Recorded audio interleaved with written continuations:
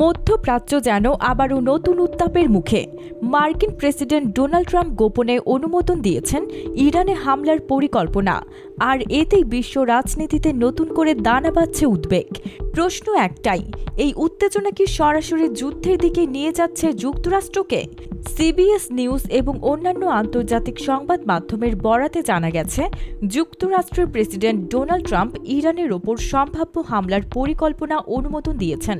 তবে এখনও পর্যন্ত এ বিষয়ে চূড়ান্ত সিদ্ধান্ত নেওয়া হয়নি। ট্রাম্পের এই সিদ্ধান্ত এসেছে এমন সময় যখন ইসরায়েল ইরানের কয়েকটি পারমাণবিক ও ক্ষেপণাস্ত্র স্থাপনায় হামলা চালিয়েছে। উত্তরে ইরানও হাইপারসনিক ক্ষেপণাস্ত্র ছুড়েছে। তবে এই দ্বন্দ্বে যুক্তরাষ্ট্র সরাসরি জড়িত কিনা সেই বিষয়টি নিয়ে বিভ্রান্তি তৈরি করেছে।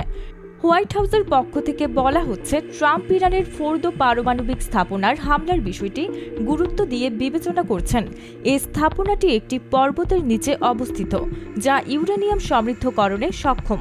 বিশেষজ্ঞরা মনে করছেন, এর ক্ষতি করতে হলে যুক্তরাষ্ট্রের ভারী ম্যাসিভ অর্ডন্যান্স পেনিট্রেটর বোমার প্রয়োজন হবে। প্রেসিডেন্ট ট্রাম্প যদিও বারবার কূটনৈতিক সমাধানে প্রতিশ্রুতিবদ্ধ থাকার কথা বলেছেন, তবে একের পর এক বিবৃতি ও সামাজিক মাধ্যমে তার বার্তাগুলো সংকেত দিচ্ছে ভিন্ন কিছু। কখনো তিনি বলছেন আমরা চুক্তি করতে পারতাম, আবার কখনো বলছেন আমার ধৈর্যের সীমা ফুরিয়েছে। বিশ্লেষকেরা বলছেন, ট্রাম্প হয়তো সরাসরি যুদ্ধ চান না, তবে ইরানকে ভয় দেখিয়ে কূটনীতির টেবিলে বসাতে চাইছেন। তবে এই হুমকি কার্যকর না হলে সামরিক পদক্ষেপের ঝুঁকি থেকে যাচ্ছে।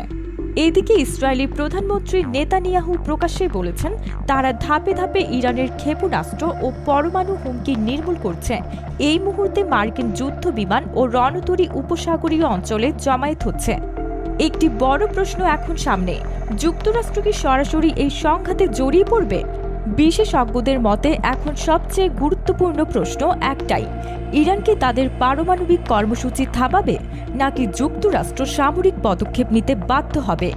যদিও সরাসরি সংঘাত এখনো শুরু হয়নি, তবুও সময় যেন ক্রমে সংকুচিত হয়ে আসছে।